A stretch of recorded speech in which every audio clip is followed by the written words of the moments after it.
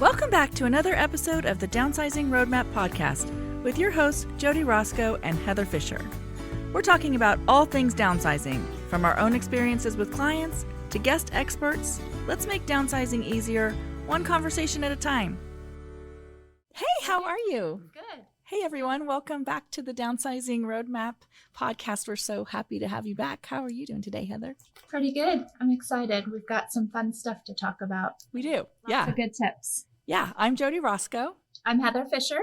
And today we're talking about the 80-20 principle. Yes. Which I think is super great for mindset. I think if you really can get your mind wrapped around this, it really kind of can help you, weed out things pretty easily. Yeah. It applies to so many things in life and science and everything, but let's talk today about how it can help with downsizing. Right. So the Pareto principle, Pareto was Italian, and he kind of figured out this 80-20 principle, originally about kind of economics and stating that 80% of the outcome comes from 20% of the input. Like, for example, 20% of your workers do 80% of the work, right?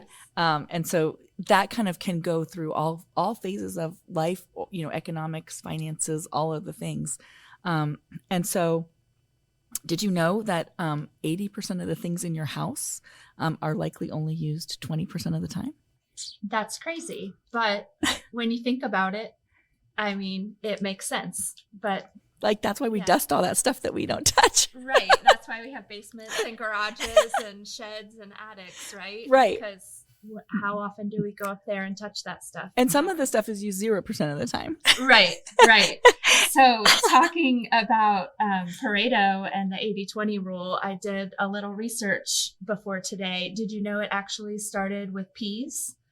Peas like vegetables? Yes, peas. So Pareto, not only being an Italian economist and very good at that, he was an avid gardener. Okay. So he first came across this concept in his garden and realized that 20% of his pea pods brought 80% of the peas. Oh, and okay. So he took that knowledge that he learned to work, and that's how he applied it to the economy of Italy. And we now have an 80-20 rule that we all talk about and hear about and have heard about. And it started in his garden. So little things make a big difference. What I think is so interesting about that is that it applies to things over such a range, right? Like from actual vegetables to your economy, to your house. Like this principle just applies everywhere. Like it is, I think that's super interesting about it. Yes. And I love how people can come up with these concepts and help us all. Right. Yes. Right. So today we're going to talk about how we can use this principle of, maybe you're not using 80% of the stuff in your house very often or ever. And so how can we, use that for your mindset to let some things go possibly, right? Yeah. Live on that 20% and not dust. Just dust the stuff that we just aren't using or shove it in the closet. Right. It's the shoving method, right? Non-dusting. I don't want to see it. I don't want to see it. So I'm just going to hide it, but it's still here. Yes, for sure. So we can maybe have, less clutter, a little less stress. That study, did you hear about that? We talked about it a little bit. There's a new study out from Yale recently talking about science applying to downsizing and clutter in our lives, that 30% the clutter in your room can make you less productive just by existing, not only because it's there in your eyesight. Your brain is tired from it and has to process it every time you look around the room and every time you look up from what you're doing. Your brain is taking energy away from what you're doing, and you can be 30% less productive just by having a cluttered space. Just being in a messy room. Yeah. That's crazy. Yeah. But you think about that, it just bothers you kind of there in the background. In the peripheral. Mm-hmm. Yeah. And so you're feeling it, but also and I don't know the statistics, but there is a study about like if you stop working and then you start again, like it takes you another like 15 minutes to like get back into it. Yes. So it makes sense to me a little bit, like if you're in a room, because what I'll do is I will like be doing my thing and then I'll look kind of, up as I'm thinking, and then I'll be, I need to put that away. That goes in the whatever. Well, I'm stopping my thought process about what I'm doing because I'm thinking about the stuff that's out there that I need to deal with that I'm not dealing with, right? Yeah. I think we talk about things that feel, we're like clean out your junk drawer and downsize your things. And it feels like maybe unimportant is not the right word, but it feels like, oh, that's just stuff. But it's so literally freeing for your world and your life when you're not weighed down by those things. So I think it truly is science behind it, that your life will be calmer and more productive, and a sense of peace if you move into that 20% versus. I mean, we definitely see that, don't we? Yes. We've talked about, I think we even said this last time, that when we ask people to clean up their house, to take pictures to sell it, or even just, downsizing those things, like they all say, why don't I live like this? This feels so much better.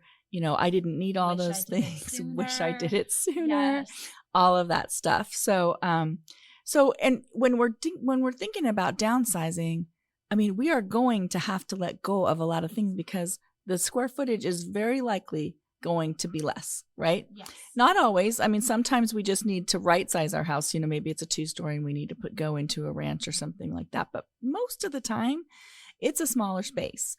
And to be honest, guys, we have seen people who don't do it, and they kind of try to take all the things, and they don't want to make those decisions and kind of just don't. And so they pack up all the stuff and they move into a smaller space, and then it turns into a place that you can hardly move around. We've had clients like that. Had that and seen that, and it's not a peaceful way to live. They're shorting themselves of the benefits, the safety, and the, less to maintain. They've just brought all of that, and now it's, trip hazards to step over, and you're still moving and shuffling and not finding anything. Not finding things. And so, really, if you can make that shift of mindset, it's so much better on the other side, living, a life free of way too much stuff. Yeah. And I think sometimes just think about it as like a fresh start, right? Yeah. So you have a fresh palette, and you're going to go to a different, floor plan, a different spaces in your house. And what can that look like? Right. So, I think that's also part of the mindset of, if you might have needed it in this house, but you may not need it in the next one, right. Maybe it would be okay to let it go. So, we definitely don't want a downsizing, situation to happen where it's just little, you're living in a storage unit, basically, right? It's like the boxes are everywhere and you don't have anywhere to put any more stuff. And we don't want you to get a storage unit, y'all. Please don't do that, because I think people fall into that trap where it's really just delayed decisions. They don't want to make the decision. You don't want to make the decision because it seems like it's hard. And so that decision gets delayed, but it's going to have to happen eventually, whether you do it or your kids. Please don't leave it to your kids. That's me. Don't do that. I think we had someone in one of our classes once that a family member had passed, and the family discovered they had 11 storage units. Yes. Do you remember that? I do remember that. The family had no idea, and don't do that. Well, and then obviously they're not using that stuff. If the 80-20 principle, that's a 0. Like it's in a storage unit, they're not using it. Yes. And so, anyway, so let's talk a little bit about, I don't want you to think you have to get rid of 80% of your things right away. So don't take the 80-20 principle and go, oh my gosh, like she's crazy. How am I going to get rid of 80% of my things? Although I do think, if you look at that 80-20 principle, I do think you could get rid of 80% of your things and really not live a very different life. Like I think that that life since you're using 20% of the stuff 80% of the time, it wouldn't look super different if you got rid of most of the stuff. However, there are certain things that you use not very often, but are special to you for whatever reason. And that's okay. So we're not saying, oh my gosh, like right away, you have to get rid of 80% of your stuff. So don't freak out that we're telling you that. But I do think what you can do is, I think in the end, in downsizing, maybe we go for 50% or 60% to be able to live in a clean, fresh space, even in our own houses, you guys, because even our own houses are, even if you're staying where you're at, you can get rid of lots of things and have a fresher, cleaner space. Yeah, I think everyone should go for it and start with, even 20% and live and be like, wow, that feels good. This feels good. And you'll be on board for getting that 50 or 60% because it does feel good to not be cleaning around it, sorting it, missing things that you kind of have your own experience around that, right? Because you moved from a house that was bigger. I went from a larger house and moved when I got married into my husband's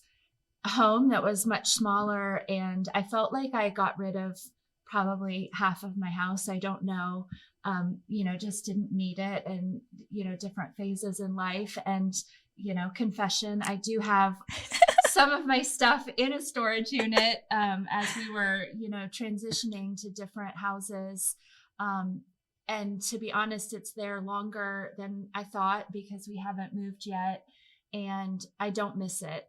I'm not even sure you're going to want it. I mean, it felt important. It felt like these things can't go on the donation pile. I've already given so much. And so I kept what I kept. And, some of it I will love to unpack again and use when I'm in that next space. But some of it, I have no idea. And sometimes when I've gone to get something I need, I can see all the things that I don't want. So just waiting to unload it all and I'll get rid of another big chunk. And it's a good experience because I know what people are going through. You moved from your house not too long ago too, from, a house you'd been in a long time. I did. It is kind of refreshing when you can. Yeah. And honestly, I didn't let go of enough stuff. Either I thought I had time, because that's what you think. And then all of a sudden, like it's happening and you start packing boxes and put them. And my son packed a bunch of boxes from his room that he thought he wanted. And then they were in his new room for like 6 months. He didn't open them.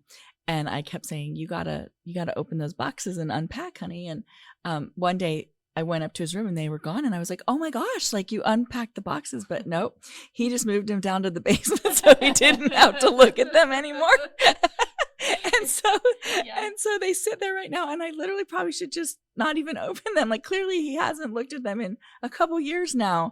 And I think that's what happens. We put things like out of our mind, out of our, so that stuff in the storage unit has been out of your sight and out of your mind for a long time. Yeah. I also, long ago when I was in my 20s, I moved from San Diego to here. That costs a lot of money, like to, move things across the country, like you pay by the pound, right? And so I packed all these things that I thought that I was going to want. And when I came, I moved in with my mom for a little while. So same as you, like it kind of out of sight, out of mind for a little while. And then when I finally got my first place here and I opened all that, so I didn't want any of that stuff. You just wanted your money back. I wanted my money back because I didn't want 20s, that stuff. I was like, why did I bring this and why did I bring this? And so, we talk to people about moving all the time because we're real estate agents. Obviously, we talk to them about what that is, and letting go of things. When you're getting your house ready to sell it, you need to kind of clear off all the things. And I'm like, don't pack those. Like, get rid of them if you think that you're gonna not want them.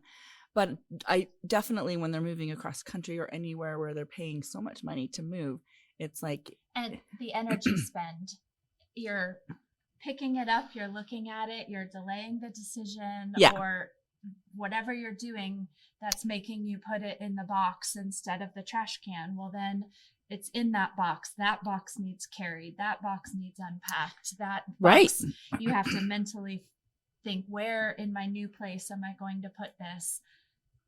Money for sure, but energy spend. Yeah. Where way back when, first time you pick it up, donation pile. Just make the sell decision. it, trash, whatever. Right. Done. Just make the decision. When the first time you pick it up, just make the decision. Yeah. And I do understand that after there is a decision fatigue. So you can, if you spend too many hours in a day doing it, it's like, do you need this gum wrapper? And you're like, yep, I do. Yes, I do. Totally. It's my favorite gum wrapper. Because you just can't get rid of one more thing. And so I think that's why this can be a little bit of a process, and that's okay. Yeah. And also I think it's like you need to kind of create a habit around it. So where you do a little bit every day. And so you can kind of get yourself in the habit of doing that. And then even after you move, if you continue to do that, then you'll always live in a clean space. Because what we do is we bring in a bunch of stuff and don't put anything out. Don't let anything go out. Yes. That's right. Should we talk a little bit about some ways to apply the 80-20 rule to some areas of the house? Yeah, I think first of all, you could do a really quick like a quick 100. We're going to call it a quick 100.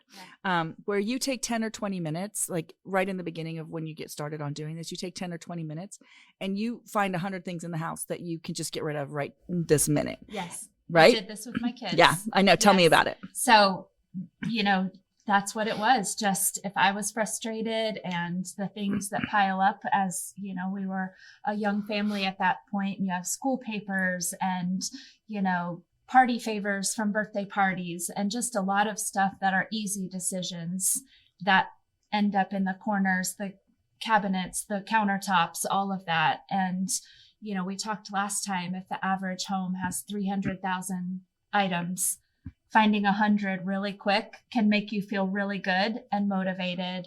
Yeah. And it's really easy. Right. Think about that. I mean, if you 300,000 items, you can find 100. Yeah.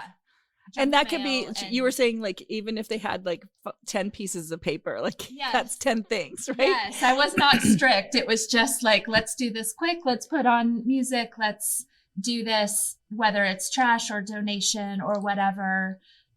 You can really quickly just get your energy level changed around it instead of making a project out of planning the project, I would say. Well, and thinking, oh my gosh, this is going to take me hours and hours to do. I think you can make a visual difference quickly. Make a quick win so that it doesn't feel quite so overwhelming. Yeah. And then tackle things in chunks. You talk in our downsizing class, don't spread your chaos. Right. So you can speak on that. Yeah. So when you're doing an area, you want to just keep it in that area, because what will happen is you'll be like, oh, this belongs in this other room. And then you get to the other room and then you mess around in there and then you mess around somewhere else. And now the whole house is a disaster, and you don't want to do that. You want to kind of stay in your one place. You'll defeat yourself. Right. Because you don't see progress or a win. Just do small areas. If it's a bigger project or has a quick time frame, we'll get some professionals to move it quick. But if you're doing it, on your own, put some parameters, time that you're going to spend in a day on it, or a space that you're going to complete, or, a number of things you're going to move out of the house. Give yourself a benchmark that you can meet and accomplish and check the box. I did that. Tomorrow, I'll check another box, small chunks instead of a big, I should downsize my house. How do you even that feels totally overwhelming. That's overwhelming. Totally overwhelming. Yeah. So let's talk about our closet. So clothes closet. Let's just kind of give you some ideas and tips about what to do in some different areas of your house and how the 80-20 rule can apply there. So I think the 80-20 rule is pretty obvious in our closet, right? We're not washing 100% of our clothes every week, right? No. The same things every week. We're always doing laundry, all of us. But we're all washing that same things. And we're always doing laundry because we want those same things clean again. Right, because we're over it. We don't like the other stuff that's hanging there. I'm not wearing any of that, right? So want the same favorite pair of jeans. Right. favorite sweater. I want it to hurry up and get back clean again so I can wear it again. Yeah. So I think that in your closet, you actually could really get rid of 80% of your clothes. So things that you want to think about when you're letting go of your clothes, right? So you want to take everything out of the closet. I know this sounds like, oh my gosh, that sounds like a lot. And you could do your closet in chunks if you need to. Like if that feels too big, you could do, sections or whatever, and then do your dresser or whatever. But take it out, take it all out, because things look different than they look inside the closet. And once you take it out, you look at it and you go, I haven't even seen that in like 3 years. I didn't even know that was in there. And so once you do that, take it out, and then you really honestly, you need to try it all on. So I do this with my son once a year because he's growing and it makes him so angry. But I say, I'm not going to buy anything new because I don't even know what you have. So once I know what you have, I will buy you new stuff, but you need to prove to me that none of these clothes fit you anymore, or, they're not right for whatever reason. So he changes all, puts all of his different clothes on, and we need to do that too. And when you put those clothes on, if it doesn't feel good to you, put it right to the donation, because you aren't going to wear it again. If it makes you feel frumpy, or if it doesn't fit quite right or whatever, don't, just because you spent money on it and you think, oh gosh, I should wear it. Like, it's okay. It was a mistake. Let it go. I think we've all experienced this, but you have that new shirt that still has tags on it, and you bought it for whatever reason, and you have it. But if it's been weeks and you haven't been excited enough to wear it, you're never going to. You aren't. And I have stuff like I will put on, like I'll look at it and I'm like, I haven't worn this in a while, and I'll put it on, and then I'm like, oh, that's right, because it's a little like whatever it is, it doesn't fit quite right. Don't put it back on the hanger. It is going in. And that's the other thing. I keep a little bag in my closet that is a donation bag. So as the day, if you can do it, slowly too, like I put that on, I don't like it, it's going in the donation. But if you're really going to do it, put it all out on the bed or whatever. Try it all on. If it doesn't feel good, let it go. If it has holes, obviously that means you loved it, but it's also time for it to go, looking a little ratty. Yeah. If it doesn't fit you at your current weight, then I think that's a lot of things people will keep, like, until I get skinnier, I'm going to wear this or, whatnot. So honestly, I feel like if you get skinnier, you're going to want all new clothes for your amazing new body. And you deserve them. Right? So keep the things that are in the laundry all the time. Really be brutal with the rest of it.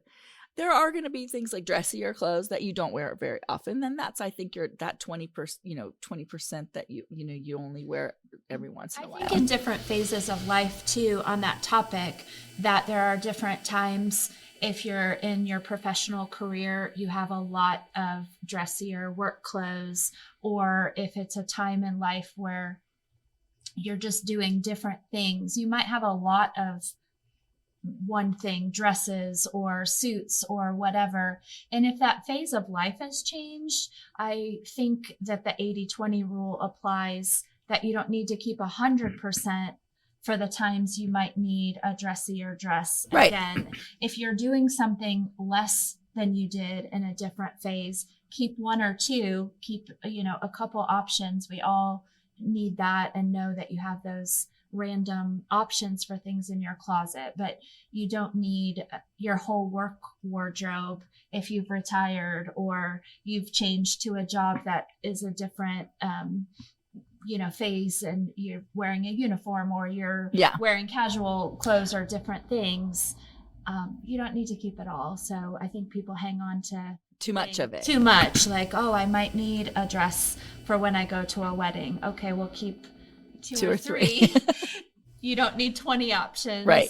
And, You know what else grows in the closet? T-shirts. I think T-shirts grow, and, you'll see, we'll go to houses and there's like 50 T-shirts. It's like, okay, that's, 2 months of T-shirts before you do laundry. If you think about that, like maybe you need 10, give yourself a number that's like, okay, that works for your life. Right. Yeah. But like maybe it's 10 T-shirts is the max, and what are my favorite 10, and the rest of them can go, or whatever that looks like.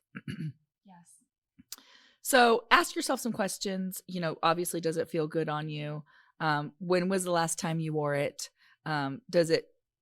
Would you buy it again? That's a good question. When you put it on, if I was at the store, would I be like, oh, I'm so excited, I want to buy this? So that's often a no right there. So, create a piles of keep, donate. Maybe you could sell it. I mean, if you spent a lot of money on clothes, like obviously clothes don't keep their value for the most part, but if they were designer or you spend a lot of money on there are definitely options, resale stores, and selling them online that you could do. Or some of them are trash because you've loved it and worn it so much it's got holes in it. Stains, the tears, things like that. You can also create yourself a little capsule wardrobe where you focus on versatile things that all kind of go together. There's people who really get crazy and have very limited, like they have like 10 things that they wear every, change it by quarter. You could really get crazy and do that if you wanted to. You could also do rotational seasonal stuff so that you don't have everything in your closet all the time. Because what happens is you end up leafing through all the clothes, and that just takes mental back to that, not being able to use your energy properly. And back to that decision fatigue. We only have the capacity for so many decisions during the day. So if you're starting your day with all those decisions on what to wear, you're using up. You're right. That you could use on t-shirts for that you don't love. Which one of the 20 similar sweaters, are you going to wear? So make it easy. And then once you've done it, there's a couple of tactics you can use. So you can put everything on the hangers. You can turn the hangers around so that when you wear something, you take the hanger off. I've actually put all my hangers in one section of my closet because I don't like the hangers hanging in between my clothes. And so same. That bugs me. So you can put your hangers, take and then turn it around. When you've washed it the next time, you put the hanger in normally. So 6 months from now, when this season is over, you can see absolutely what you wore or what you didn't wear for this season, and everything that you didn't wear, you're probably not going to wear next year if you didn't even wear it this year. So everything that's on a backwards hanger can go. Yeah. I, about a year or two ago, I changed out all of my mixture of hangers from all the sources to, just uniform, all the same hangers. So I ordered however many in the pack, and that's how many I have. So that's been really helpful because, it was when I started, it was a few extra, just that's how, it worked out, and I filled those. And now if I bring something new in, like I don't have any hangers and I don't want the ones that don't match. So something has to go to make room for the new items. So I love that. That's another way you can get down. Once you've done it, don't let the creep set back in where you fill it back up again quickly. Once you determine this is a good place for me to have this much and it fits my needs, give yourself a few extra hangers, but not more than 5, 10 maybe, and don't let it just fill right back up. It happens quickly. It does. And I think it's because it's, again, all in, none out. Yeah. Right? So you go to the store, you bought a couple, cute little tops, and you just put them in the closet. And you don't take anything out. So and you probably went to the store because you think I had nothing to wear to that party or event, even though you have a full closet. And it's obviously stuff that you aren't loving. Right, because you went to the... And if you actually can walk into your closet and know that everything in there fits you properly, everything in there is something that you feels good when you put it on, everything in there is something that you love to wear, it's so much easier to make those decisions, to get dressed, and it's more fun. Yeah. It's more fun. Okay. It's the frustration out. Those are our closet ideas. The garage. We love the garage. Where everything goes to die. Yes. Seinfeld has the funniest skit about stuff, and when he talks about the garage, he says the garage is probably another word for garbage. Yes. The best video to watch for sure. He says if you're living in the same room as the trash can, it's not long you're for you. You're probably not coming back in the house. So lots of things that you can downsize easily in the garage. But tools, like, are you actually using them? I personally am not. Yeah. I use some. Yes. But also, again, the more stuff that you have, the harder it is to look through it and find it. So, like, I will not be able to find a screwdriver when I want to, even though there's stuff out there, because if it's not organized, it's just kind of out there, and you have too many things that you don't use, then you're searching through those things. So there's often duplicates of things. Do you need 3 or 4 chainsaws? Do you need just one chainsaw? Do you need any chainsaws? Do you need somebody to just do that for you these days, and you don't even need it, right? Right. So, so kind of those kind of things. There's often broken things in the garage when we kind of see as we look in people's garage. I don't know. Things just kind of get shoved out there. I think in the garage that there's garage things that logically should be in anyone's garage, if that's the place for your tools or your lawn care items, kind of similar, the shed and all of that. Those garage things, you need to downsize, the duplicates, the everything else.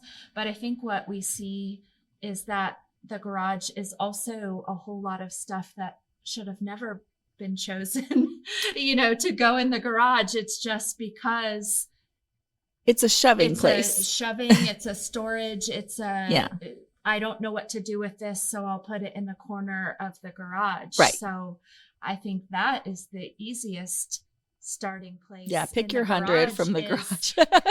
If it's living out there, it's not even in the warm, clean house. It's in the dust of a garage, the, cobwebs, the half in, half out.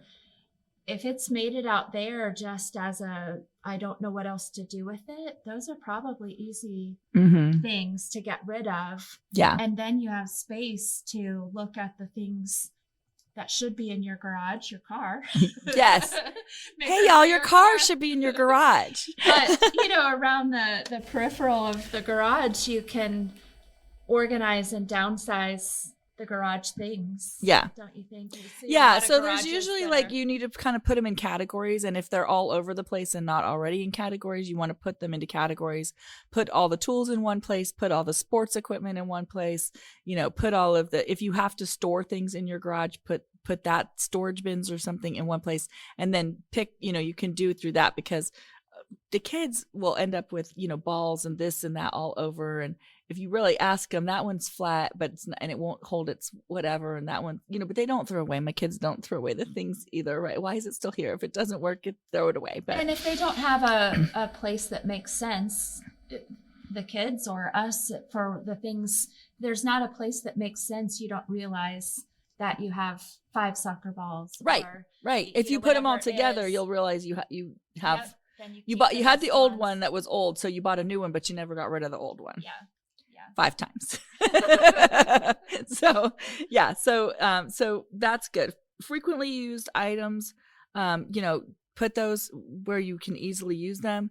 Again, same thing with tools. Once you put them all together, you'll find that you might have 27 screwdrivers, right?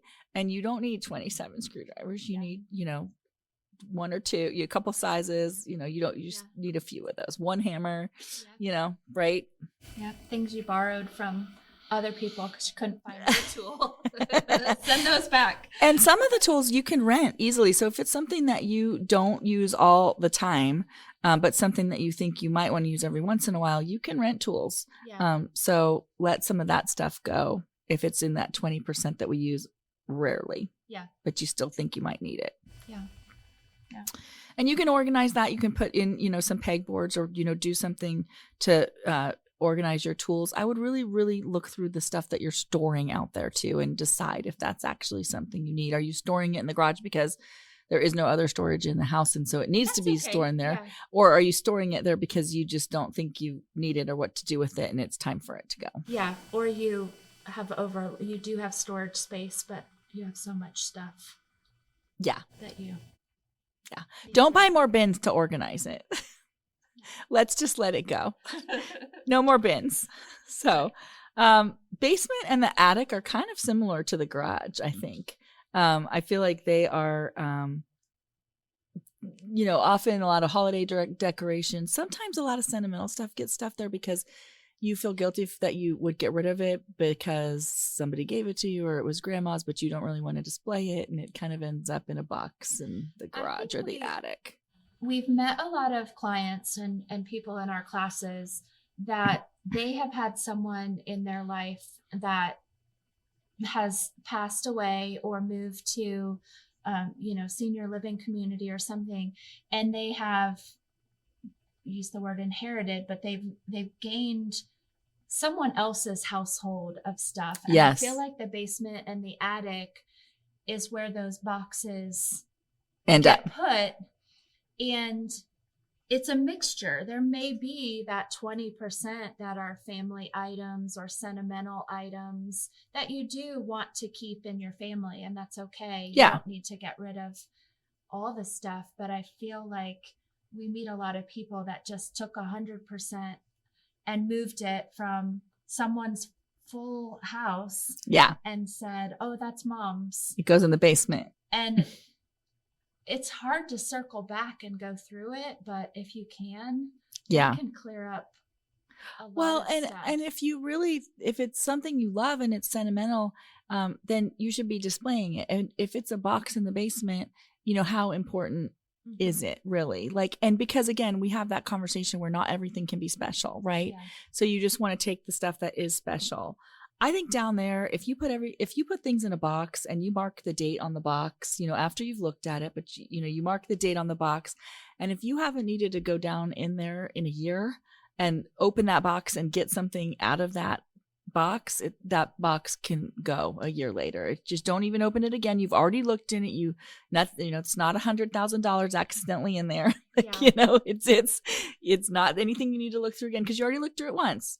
And you couldn't make the decision that day for whatever reason, but the fact that you haven't needed it in a year after you've looked through it, it can go. Yeah.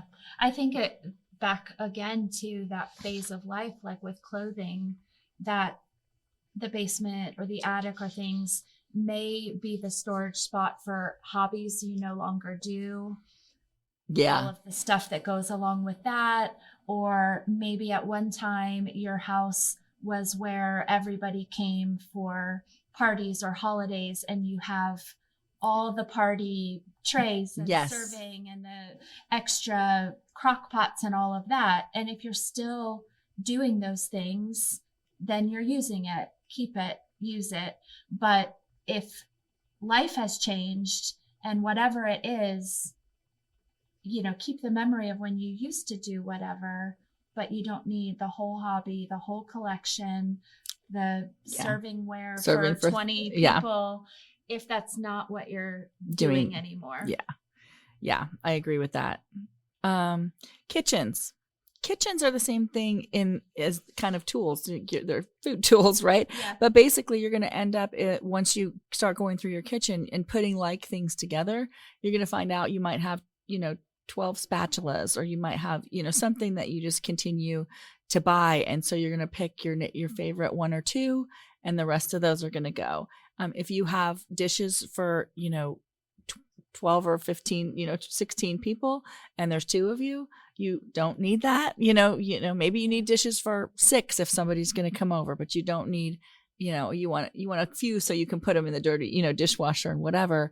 But, just think logically about how many do you read? I mean, mugs, people collect mugs, and you just use that favorite one or two. Yes. Right. I think I'm guilty of collecting the gimmicky stuff too, the Instapot and the latest pots and Did you have a Fry Daddy too when it was big in the day? I don't have that anymore, but I did. Or you get gifts people give you. I think we have a quesadilla maker and all panini, the things, the things that you can make with your basics. Mm-hmm. So I think that would be the thing I could get rid of. I used to watch that Alton Brown. Do you remember Alton Brown? He was a guy that cooked on TV, and he would say, "I'm never buying a tool that's a single tasking tool in the kitchen. Like I want something that's always a multitasking tool. So you can buy, the avocado thing that makes the avocado come out, but you could also use a spoon. Yeah. A butter knife to scoop it out, whatever. Yes. Yeah. So make sure that those things are, multifunction and that you use them. Ask yourself, have you used that in the last 6 months? Just be honest about what that is. I will say in my kitchen, my friend came over during COVID and wanted to clean the kitchen because she'd already cleaned out her whole house. And we had like 13 boxes of stuff that we ended up out of my kitchen. And I can't tell you a single thing that was in one of those boxes. I haven't missed anything out of it. I literally can't tell you what it was. Yeah. So we put it in cupboards and we just close the doors and we don't see. And same with, food. There's probably expired food, even if you think you're right on top of it. I'm sure there's expired food. Go through the pantry. Yes. Make a box for the food bank if there's things that you have bought but you aren't going to use, that are still, not expired. Yeah. Your spices are definitely expired. Your spices are fully expired. That is so true. Definitely. That is so true. Yes. And then bathroom, same thing. Pull everything, in all places, whether it's the kitchen drawers, whether it's the cabinets, whether it's the bathrooms, pull everything out, go through it. Oh my gosh, my mom got, so many lotions and potions and all of the things. She just always loved that. And you'll find a new one and you won't throw out the old one. And so there you are, with drawers full of things that you aren't using. And expired medicine. Make sure you dispose of that properly. You can put that in a baggie and take it to the police or the fire if you need to. But make sure you don't flush that. But I'm a sucker for the cleaning product aisle. Yeah, you love cleaning products. The latest and greatest, whatever it tells me it's gonna do. I, end up with an assortment of spray bottles of different things, and you really don't need. You don't many. Need it all. Yeah.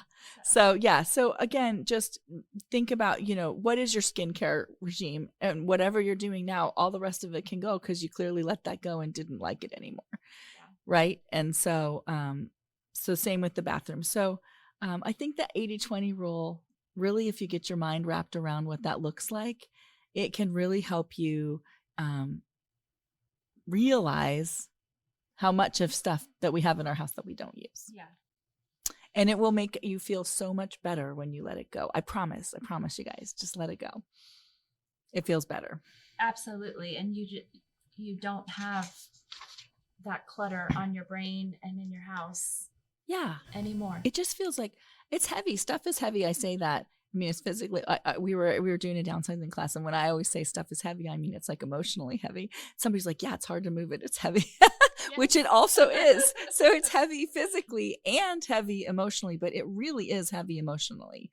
And if you're in your bathroom and you're digging through the drawer, trying to find the right thing through all the stuff, that is stressful actually. And all the little stressors add up in your day, and they're totally unnecessary stressors, So yeah. I'm inspired. Yeah, I know. I'm literally like, I need to go do a quick 100 when I go home. Just do a really quick 100. Yes. So, challenge you to pick one room, or even a drawer or your closet or whatever, and go do that today. Do a quick 100, get some motivation, and then see what you can do to. I think as we go on, we'll definitely be touching on the harder topics. But right now, if you're getting started, you're thinking about this, whether you're thinking about moving or not, this will make your day better to tackle one small project. Your junk drawer, a quick 100, your closet, take, a bag or two to a donation. It's just lifting. Yep. It feels good. Yeah. It does feel good. Yeah. Any other last things about the 80-20 rule? Well, I'm sure we'll be talking about it again because it's something that we use all the time. But it will make you feel lighter and freer when you let everything go. So, if you guys all have questions about any of that, please send them to us. We'll answer them on future podcasts. So let us know what questions you have about the 80-20 rule. I love the closing quote you picked. It's another Joshua Becker quote. Yeah, love him. He's so great. But he says, owning less is better than organizing more. I love that. Back to, don't take all the stuff you have that you shouldn't and buy more bins. Don't do that. Don't buy more bins. Don't buy more bins. Own less.